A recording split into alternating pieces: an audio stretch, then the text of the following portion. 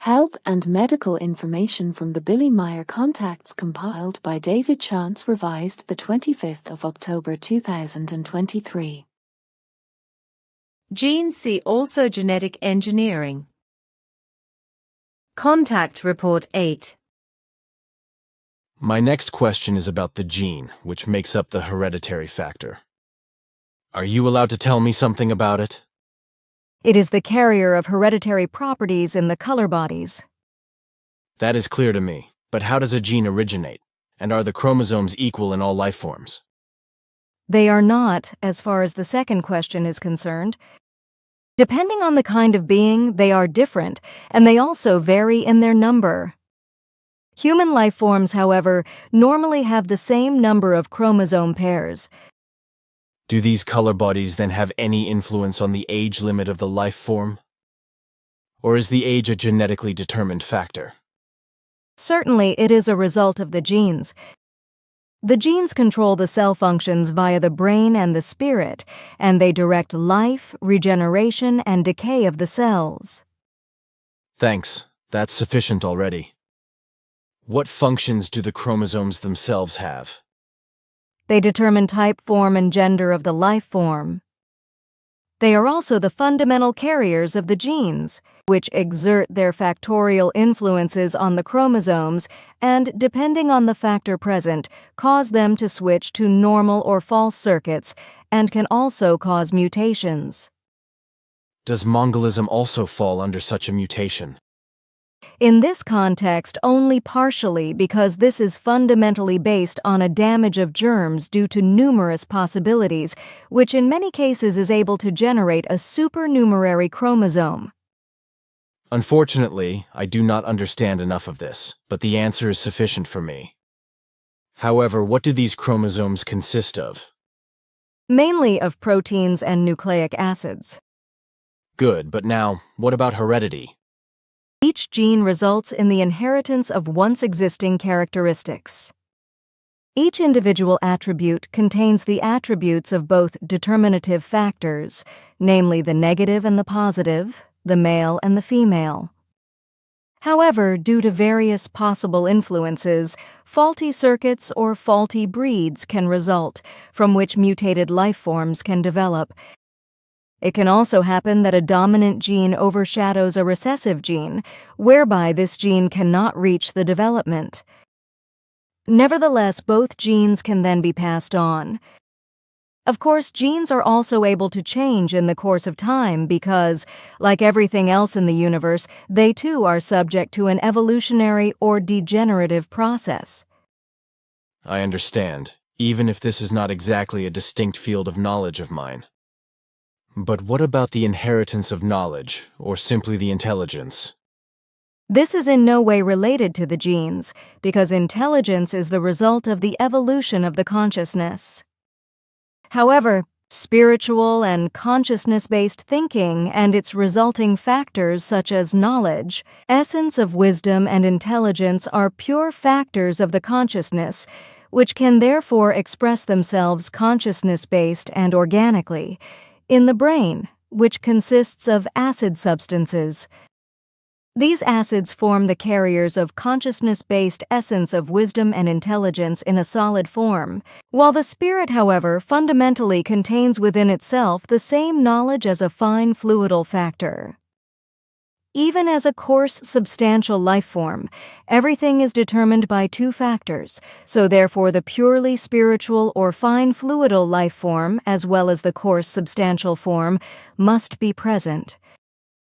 In this case, this means, therefore, that essence of wisdom and intelligence are present as spiritual energetical, as well as material consciousness-based coarse substantial forms, as organic acids. This enables that essence of wisdom and intelligence can be further transplanted in a coarse substantial manner. This means that, for example, these acids can be taken from one brain and be genetically modified in order to replant them into another brain. As a result, entire races of life forms can be brought to an equal level of essence of wisdom, knowledge, and intelligence without each individual having to go through the different evolutionary periods. In this way, even a new spirit form, which the human being of Earth often mistakenly refers to as mentally ill and idiotic, can be turned into a highly developed knowledge and life form. Intelligence and essence of wisdom are thus in no way the result of genes, and they are also not transmitted and brought along by the spirit itself, which inhabits the body. This means, therefore, that an intellectual or very wise human being can bring offspring, which the Earth human describes as mentally ill and idiotic, whereas, however, human beings who are weak in consciousness and intelligence can procreate offspring of horrendous development of consciousness and intelligence. This is really only connected with the extent to which the respective material consciousness residing in a body is itself developed in terms of knowledge. If, however, essence of wisdom and intelligence were the result of genes, then a new spirit would never find a home body, while the already existing life form would very quickly be destroyed and extinct because it would be spiritualized too quickly. This would be the case because only more and more highly developed life would be procreated, and thus no opportunities for new spirits to live and develop would be offered any longer. But why, then, are the so-called spirit illnesses inheritable?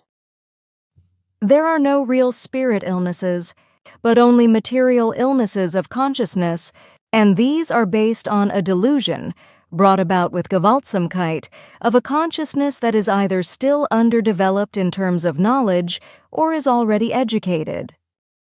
And since the genes are influenced by the consciousness, they catch the confused impulses, store them, and create the confused idea to become the confused life form. Life forms disturbed in such a way, however, normalize again from generation to generation, through the unstoppable further development of the spirit and through the regeneration of the consciousness, through the evolution which is caused periodically. This means thus that by the confused material consciousness, which uses the power of the spirit, vital functions of the genes are impaired, namely by the faulty control of certain factors. This faulty control then in turn sets off its impulses in order to intersperse the brain acids with the same false factors and to cause a confusion, a delusion that as a result actually becomes organic. The evolution of the consciousness, however, ensures that the delusion can normalize again over generations, as I have already mentioned. Life forms disturbed in such a way may be burdened differently depending on their kind, but likewise their offspring. Depending on the stage of development of the body-inhabiting spirit of the offspring, these can become more or less disturbed in their consciousness. A very low-developed consciousness quite decidedly more than a highly developed one, whereby it is even feasible that through the power of the spirit such faulty controls are able to neutralize themselves. So it is absolutely possible that a life form ill in consciousness produces offspring that are in no way abnormal, as you say. But on the other hand, after many generations, after everything has normalized again, small, underdeveloped factor elements may, in isolated cases, allow certain damages to break out, which lead back to them. But now, once again, a question regarding the age. You said that the age would be conditioned genetically. Does that apply 100%?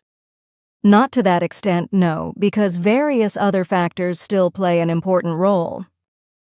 The most important points with this are the external influences, such as living conditions, health, nutrition, and environment, and so on,